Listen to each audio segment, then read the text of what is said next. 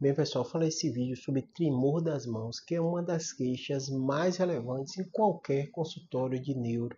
O paciente chega com essa queixa, com medo de ter Parkinson, né? Com medo de ter alguma doença neurodegenerativa, daquilo piorar muito, se aquilo é grave, se tem cirurgia, se tem tratamento. E eu resolvi fazer esse vídeo. Eu tenho muito vídeo sobre tremor nas mãos, né? Mas eu resolvi fazer esse vídeo com um apanhado geral, explicando cada detalhe para vocês, desde as causas, diagnóstico e tratamento também, para vocês entenderem de uma vez por todas esse tema, né? Vamos lá para você entender. O tremor é um movimento involuntário, ou seja, a pessoa começa a ter um movimento sem ter a intenção de ter aquele movimento e realmente se incomoda bastante, né? Existem tipos de tremores, né? Tremor no repouso, a pessoa está parada e começa a tremer, que é o clássico na doença de Parkinson. Um tremor quando o paciente faz um movimento, que é muito comum no tremor essencial. Você está escrevendo, você vai pegar uma coisa, você pega um copo, começa a tremer. Isso é bem clássico do tremor essencial. E na grande maioria das vezes, quando vocês procuram um médico, vocês estão com muito medo de ter doença de Parkinson ou ter alguma doença neurodegenerativa. Já vou deixar vocês mais alegres, porque é a raridade, apesar de doença de Parkinson ser um dos tremores, uma das causas de tremor de doenças neurológicas mais comuns, né? O tremor essencial é líder disparado e é uma doença benigna, que na maioria das vezes não causa grande limitação, o paciente incomoda, é chato, mas geralmente não tem consequências maiores, né? Já para tranquilizar vocês quanto ao tema, né? Mas eu vou explicar agora direitinho essa parte diagnóstica, né? Então, quando chega um paciente com tremor, a gente médico vai perguntar: é unilateral ou é dos dois lados, né? Esse tremor veio associado a algum outro sintoma? Esse tremor é no repouso ou quando você faz alguma atividade? Quando você está estressado, esse tremor aumenta, né? Esse tremor é acompanhado com algum grau de rigidez, né? Esse tremor foi associado a alguma lentificação do movimento? Todas essas perguntas ajudam para a gente médico pesar entre tremor essencial ou tremor da doença de Parkinson. Lembrando, quando você fala de movimento involuntário, de tremor, o paciente, a princípio, tem que estar com a força muscular normal. Então, é muito comum o paciente que teve AVC, tem alguma doença, problema na coluna cervical, problema na coluna lombar, ele tem um tremor, às vezes, na perna, um tremor no braço, relacionado a uma fraqueza. Então, tem que estar com a força muscular preservada para você pensar, tanto no caso da doença de Parkinson, quanto no caso da doença tremor essencial. Porque se você tem uma fraqueza muscular, o tremor pode ser um sintoma sim de um paciente que está com problema na musculatura, na força muscular, e o tremor vir associado. Eu até brinco com os pacientes, pense em alguém pegando muito peso, né? Às vezes não acontece dela tremer, o paciente que tem uma fraqueza muscular, acontece isso, né? Obviamente, né, não é tanto peso, mas dentro daquele contexto dele tem enfraquecimento, às vezes vem o tremor associado porque ele está fazendo esforço, né? Então é completamente diferente se o paciente tem déficit. Então, o primeiro aspecto quando alguém se queixa de tremor é a gente imaginar: este paciente tem alguma outra alteração neurológica, esse paciente tem algum outro déficit focal, esse paciente tem algum outro sinal e sintoma associado a esse tremor, e isso ajuda a gente a direcionar. Quando o paciente tem um tremor associado a uma rigidez, lentificação do movimento, alteração de marcha, a gente guia muito mais para a doença de Parkinson. Outro fator importantíssimo são fatores epidemiológicos, qual a idade desse paciente.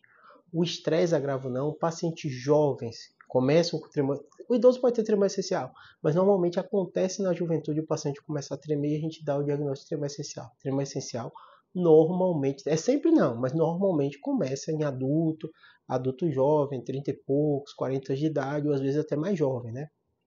A doença de Parkinson vai acometer muito mais população numa idade mais avançada, acima de 60 anos de idade. Tem doença de Parkinson jovem? Tem também, mas é mais raro. Então essa epidemiologia também ajuda. Mas mesmo assim, apesar da história, apesar do exame físico, que a gente faz o exame físico para ver se tem rigidez, faz o exame físico para caracterizar o tremor, se é de esforço ou se no repouso o paciente fica, normalmente a gente vai precisar de exames complementares. Por quê? A gente tem que descartar outras doenças que às vezes são associadas com tremor. Inclusive doenças metabólicas, hipertireoidismo, às vezes o paciente tem tremor no contexto de hipertireoidismo, né? Doenças hormonais também muitas vezes são associadas com tremores, né?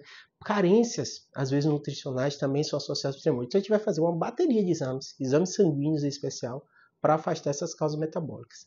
Associado a esse contexto de causas metabólicas, a gente vai fazer também exames estruturais.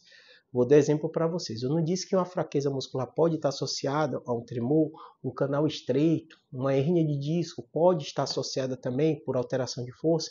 Então, essa parte anatômica de ressonância de encéfalo, ressonância é muito melhor para a gente ver partes moles. Então, essas doenças que às vezes, pequenas isquemias, podem dar também tremor, a gente vai fazer esses exames para ver.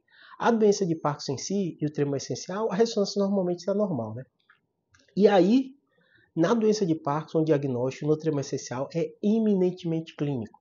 Às vezes a gente faz esse exame de imagem para diferenciar, vira e mexe, eu peço eletroneuromiografia, porque às vezes o paciente tem hernia de disco, eu fico com dúvidas, pode justificar aquele tremor, peço. Tem doenças neuromusculares que às vezes confundem a gente, a eletroneuromiografia também ajuda. Exame de sangue, exames anatômicos como ressonância de cérebro, de coluna cervical, se o tremor do membro superior, né, que é o que a gente está dando destaque, e muitas vezes o paciente vai passar também por essa eletroneuromiografia que vê a função do nervo e a função do músculo também. Passando por todo esse processo, a gente normalmente chega ao diagnóstico. O diagnóstico na doença de Parkinson é basicamente clínico, no tremor essencial é basicamente clínico. Então dificilmente você vai pegar um exame que está ali, sugestivo de doença de Parkinson. A maioria vai ser clínico. Existem situações que a gente pede um exame muito específico, ligado à medicina nuclear, que a gente vê a função da dopamina no cérebro e pode ajudar o diagnóstico para a gente. É todo mundo não, é uma minoria que a gente pede isso, mas pode ser necessário. Esses testes geralmente são difíceis do convênio aceitar, são caros, mas quando é necessário, quando gera muita dúvida, a gente pede para ver justamente essa função da dopamina no cérebro. Por isso são exames mais caros, são mais modernos e muitas vezes não é necessário ele, né? Quando a gente suspeita de doença de Parkinson, acredita que o paciente tem Parkinson, clinicamente ele tem, normalmente a gente nem pede esses exames e faz o teste terapêutico. Você dá um remédio, que é o que a gente acredita que está faltando com o paciente que tem doença de Parkinson, e vê se ele melhora. A maioria desses remédios eles estão ligados ao funcionamento da dopamina.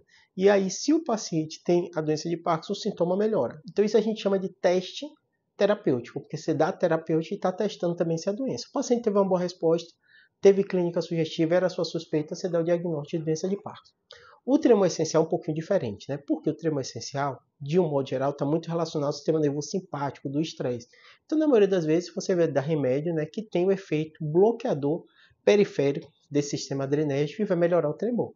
A grande questão é que muitas vezes é jovem, tem que ver como está a pressão, porque muitos desses remédios podem também baixar a pressão, tem que acompanhar se a frequência cardíaca também pode baixar por causa disso. Então, o médico vai analisar nesse caso. Contextos perfeitos, pacientes que às vezes têm uma pressão um pouquinho alta, frequência elevada, e você dá o remédio que acaba você tratando, às vezes, essa pressão alta do paciente e também melhora o sintoma de tremor essencial. Então, às vezes, eu tenho um paciente que é hipertenso, está até tomando remédio, conversa com o cardio, a gente troca para um remédio que bloqueia essa parte do tremor e também trata a pressão, tá bom? Espero que tenha ajudado. Sei que esse tema é muito polêmico, gera muita dúvida. Tem um vídeo só sobre Parkinson, tem muito vídeo aqui sobre tremor essencial, tem um vídeo sobre tratamento de doença de Parkinson, um vídeo sobre tratamento de tremor essencial. Se você quiser uma coisa específica sobre esses exames de doença de Parkinson, procura também esses vídeos para vocês, tá bom? Tem um vídeo sobre prognóstico de tremor essencial, né? Agrava, não agrava, como é que você diferencia. E aí esse vídeo aqui foi apanhado geral para tirar as dúvidas mais comuns de vocês nesses outros vídeos, tá bom? Espero que tenha ajudado.